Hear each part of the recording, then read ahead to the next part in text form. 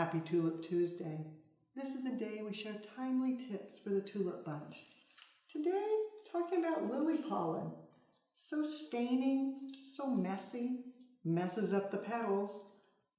But, yes, you can remove it. But what if the person wants that for the natural look? A trick I learned years ago. If you'll take clear nail polish, place a towel underneath to keep the petals protected, just like so. Then dip the pollen nodules right into the nail polish. Pull it back off.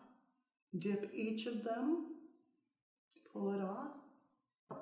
When you're done, the pollen will be perfectly adhered, natural looking. It won't come off.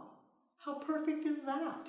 Now, if you want to get really fun and creative, you can use glitter polish, different colors, and make the nodules sparkle to add a little bit extra glamour. Now you know how the pros do it.